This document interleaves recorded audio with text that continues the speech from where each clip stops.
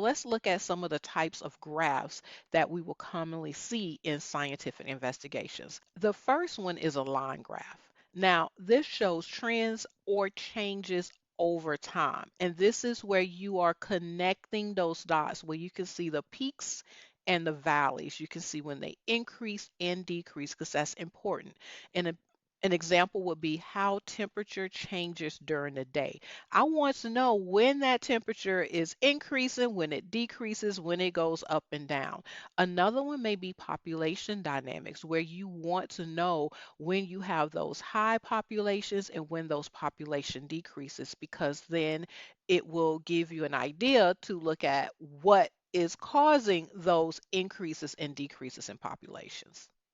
Another type of graph is bar graph. Now, bar graphs is when you have categories or groups that you want to compare. You're not looking at how they change over time, but you want to see how they compare to one another. Maybe average test scores in different classes. Which class tend to perform higher on maybe particular topics than another class? The next type of graph I want to talk about are pie charts. Now, this is great for displaying parts to the whole. An example of this is how students spend their free time.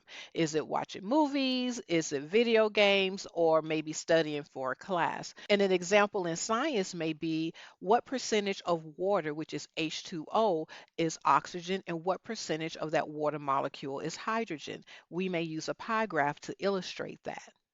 And the fourth graph I'm going to mention is a scatter plot. Like a line graph, you have all of your data plotted on a graph.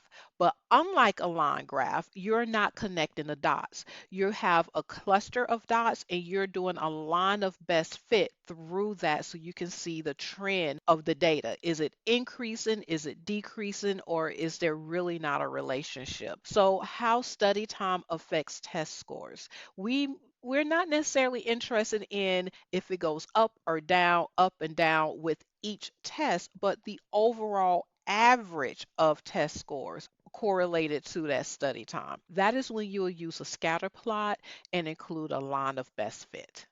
Now let's explore when we would use these different types of graphs. And the best way to do that is just to practice. Now, this example has a data table of observing the number of wolves per month in a national park. What type of graph do you think that you would use in order to compare the number of wolves in a national park per month?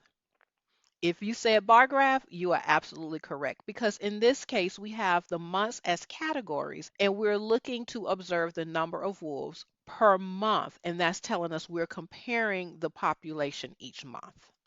So this next example has a data table and it says determining the effect of temperature on enzyme activity. So we want to know how temperature affect enzyme activity at each point.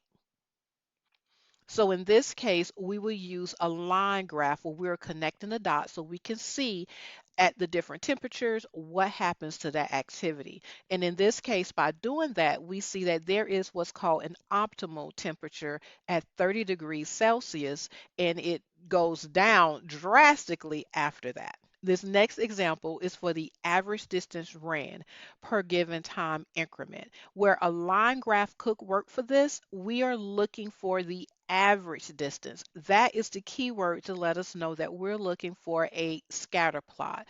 So instead of connecting the dots to see the exact changes, the ups and downs, the peaks and valleys, we're looking for the average change. And by using a line of best fit through the center of mass, so to speak, of these dots, we see that the average distance increases over the time increment.